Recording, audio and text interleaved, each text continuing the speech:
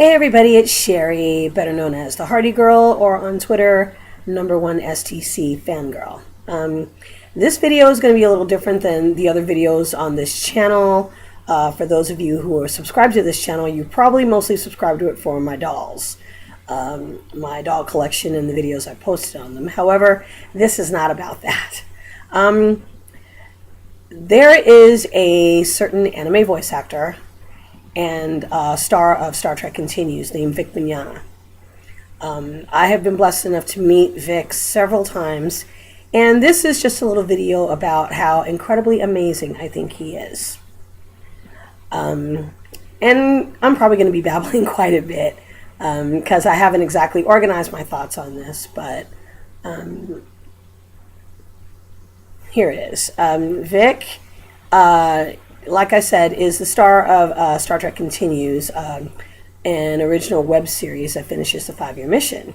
You know I'm not going to plug it too much on here, but I am a big fan. And I had been watching the series right along. It started in 2013, and I had been enjoying it and watching it. They were making, at that time, around 2 episodes a year, up until last year when they made 4, or no, 2017 when they made 4. And I've been watching it right along, and for whatever reason, I was really drawn to episode 8, called Still Treads the Shadow. By the way, if you want to watch any of these episodes, they're here on YouTube at Star Trek Continues. I was watching Still Treads the Shadow, and I was really struck by the acting, particularly of Vic, and I was, it kind of got me crying. It got me to tears because I was like, wow, this episode is really great. And for whatever reason, I don't know why it took 8 episodes, but I had to research Vic Mignogna, what kind of guy he was, what his acting background was, whatever. And I found out that he was an anime voice actor. Didn't know that. Really hadn't considered much about anime. I mean, I know about anime. When I was a kid, I knew Speed Racer. When I was a kid, or was a teenager and an adult, I also knew Voltron, Battle of the Planets, The Little Prince. I guess that's pretty much it. But I wasn't really into anime. And so when I started researching Vic, I found all of these panels on YouTube. Apparently, I had no idea that a voice actor was a thing that you could, go see at a convention. Because I'm a Star Trek fan, so I would go to Star Trek conventions. But I had no idea that, there were anime conventions and that going to see a voice actor was actually a thing you could do. And I was really amazed, surprised, and stunned by his panels because Vic is not the type of person who keeps his fans at arm's length. A lot of celebrities do this. Some celebrities will go to certain conventions and think the fans are weird, that they don't have a life, that they don't have a grip on reality. You've all seen, some of you I'm sure have seen William Shatner's spoof on Saturday Night Live, Get a Life. There are a lot of celebrities who think the fans are kind of bananas. Vic is not one of these people because he himself is a fan. He's a big fanboy. He loves Star Trek, which is why he made Star Trek Continues. He used to dress up and go to Star Trek conventions when he was a kid. He's gone to Star Wars convention dressed in Jedi robes. So he gets it, which is really amazing. He understands the fans. He doesn't think they're strange or creepy or weird. And another thing really struck me as I was watching these panels, that he genuinely loves his fan. There is not a phony bone in this man's body. He cares about his fans a great deal, so much so that he will take the time to give them life lessons during the panels. He will take the time to share his faith. He is a Christian, as am I, to share his faith during the panels sometimes, or even have separate faith panels on Sundays at certain conventions that fans can attend. That really got me. I'm like, wow, that's amazing. Are there really people like this walking around on this planet that are that genuine and that nice Another thing that really struck me is, again, remember when I said he doesn't keep his fans at arm's length? He would hug everybody. Guys, girls, whoever. It didn't matter. He would give you a hug. You asked for a hug, you got a hug. He was very warm, very genuine, very sweet. And I decided, I had to meet this guy. I've been watching. I remember one week I got sick, got the stomach flu, had to stay home from work. And guess what I did? I watched Vic panels on YouTube all day long. It helped me feel better, hearing words of encouragement and cool things about, different shows and things just made me feel better. I decided I had to meet this guy, though. And I also decided that I had to watch some anime because I kept watching these panels and I had no clue what anybody was talking about. What in the world was Full Metal Alchemist? What in the world was Ouran High School Host Club? What in the world was Tsubasa Chronicles? Or Princess Nine? Or Air? Or, da-da-da-da-da-da-da. I'm not going to list his whole IMDb page because we'd be here for hours. Needless to say, he's been in a lot of anime, but I decided I had to find out for myself. So I bought a few. First one I bought was Princess Nine. Wonderful show. Great show. Second one I bought was Air. Oh, that one made me cry. That was just so cool. That was a great show. And again, I decided I had to meet this guy. But the only problem is that I have severe arthritis in both my knees and a bad back. I am a preschool teacher. I've been doing a lot of lifting, carrying, and moving for the last 30-something years. I'm older than I look, and I have been in this business a long time, so my knees are not what they used to be, and my back definitely isn't. So getting to conventions was a problem. I didn't think I would be able to do it, but I was determined. So I started taking acupuncture and doing more exercises and walking more so that I could get a little stronger. I'm better now than I used to be. It's a slow process, but it's getting better.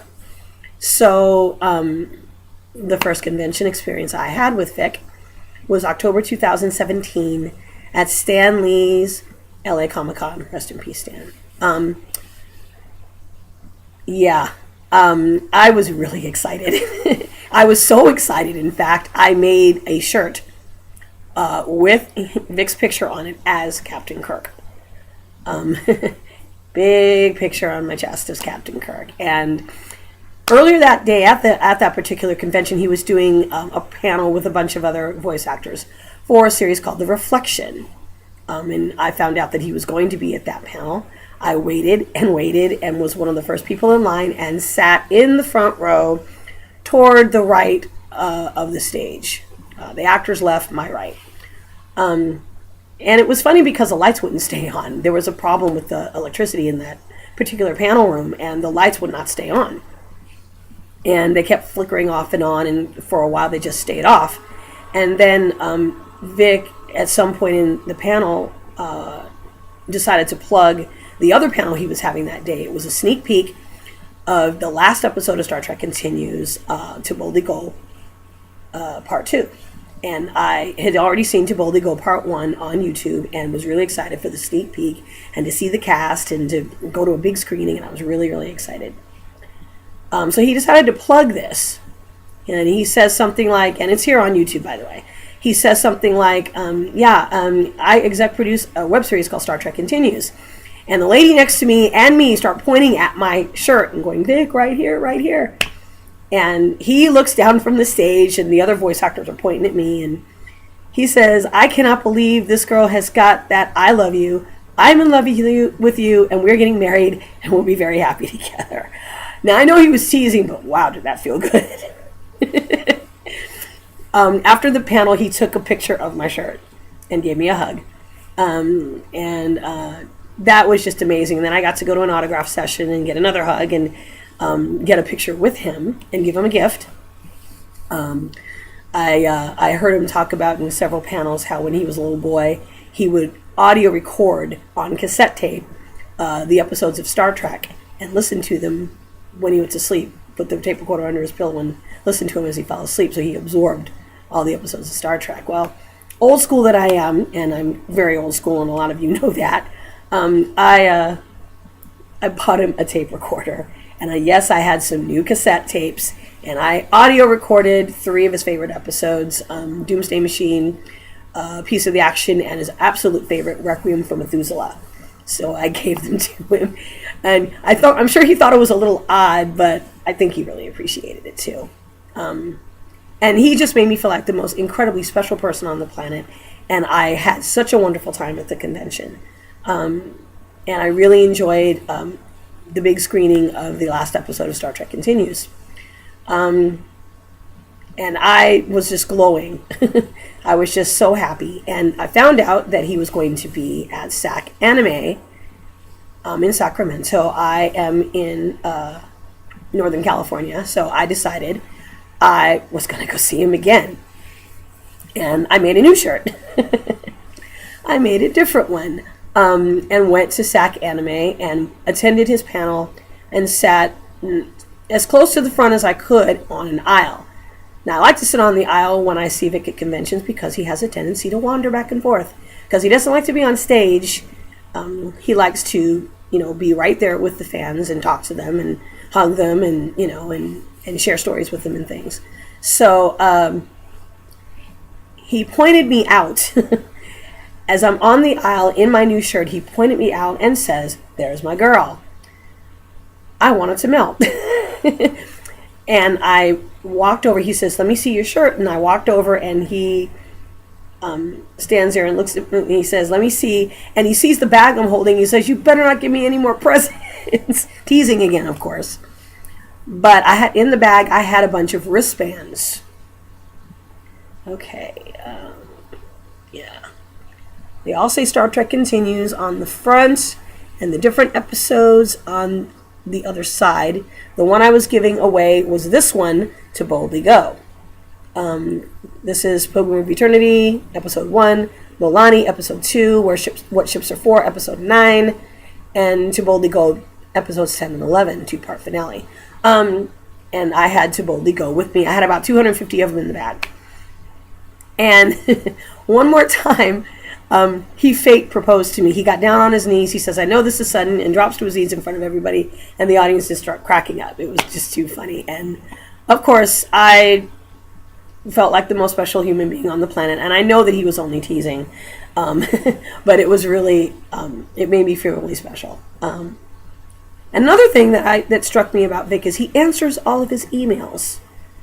Now, you're lucky with most celebrities, and yes, I'm going to use the term celebrities, even though Vic doesn't even think he is a real celebrity. I'll still use that term. Public figure, let's put it that way. With most public figures or celebrities, they don't answer their own emails, and if they do, you get a form letter or something really brief. And you're lucky if you get one once. I've gotten several. I've written to Vic quite a bit. And I hope he doesn't think I'm driving him crazy, but, I do write to him and wish him happy birthday or happy, Merry Christmas or Happy Easter or, thank him for my experience at a convention or something like that.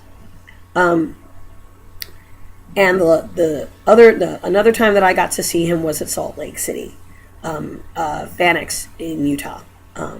And that was a really great time too, even though he only did one panel. I saw him at 6 autograph sessions. And I kept asking him, "Are you getting tired of seeing me yet?" He's like, "No, never. You just have no idea." So he always made me feel really special. And then the last convention I went to was, again, SAC Anime this year, 2019. And,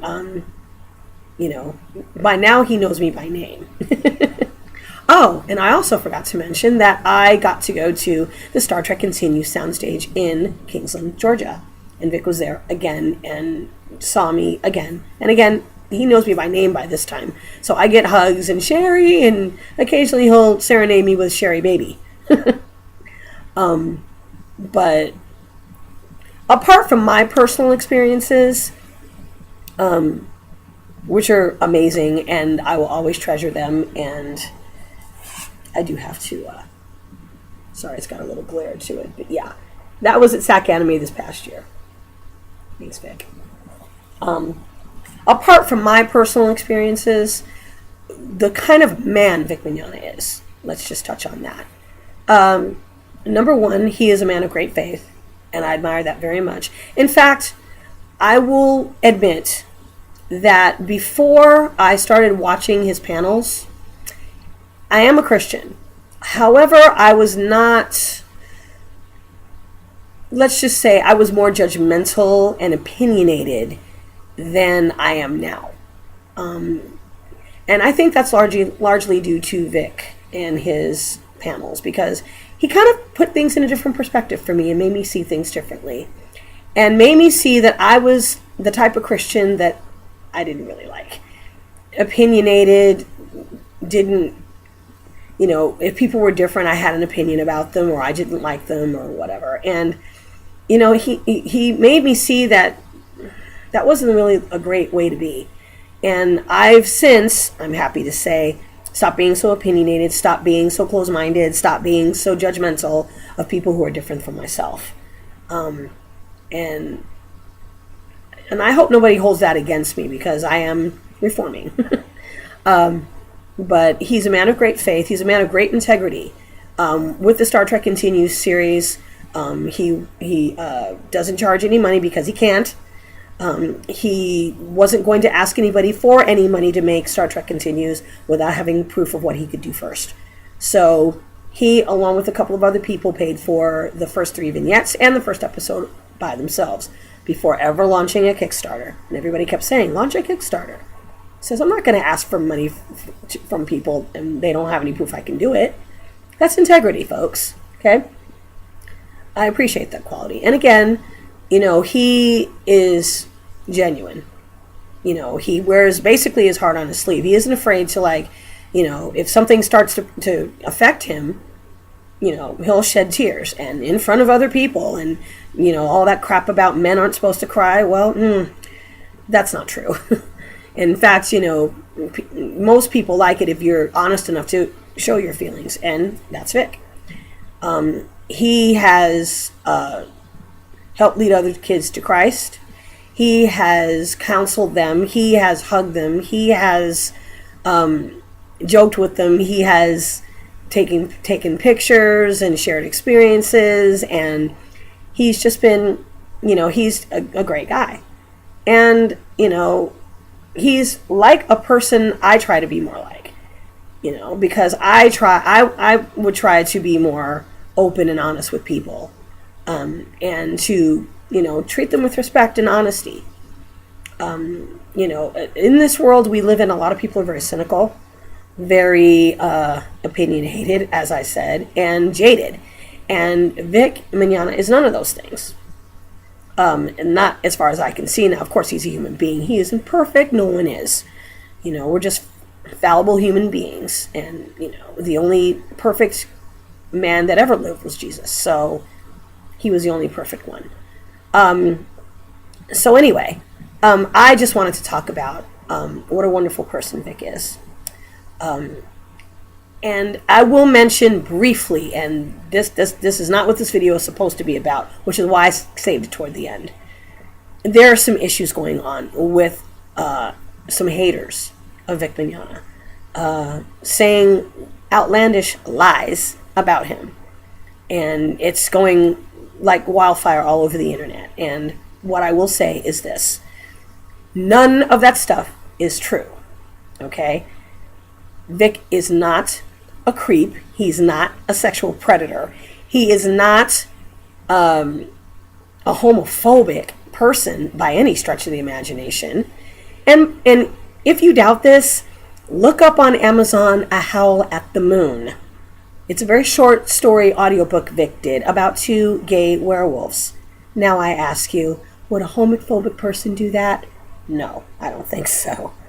He's not any of these outlandish things that the haters are making him out to be. And it's a real shame that this is happening. But what we need is less of the arguing with the haters and more of the positivity.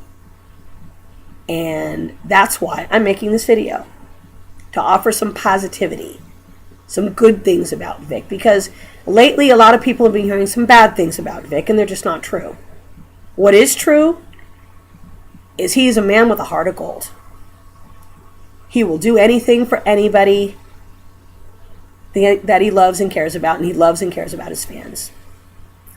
So I would ask the haters to reconsider their position. And I know some things about a few of the haters. I won't say who. I won't say why. But what you're doing to Vic is unfair. He didn't do anything.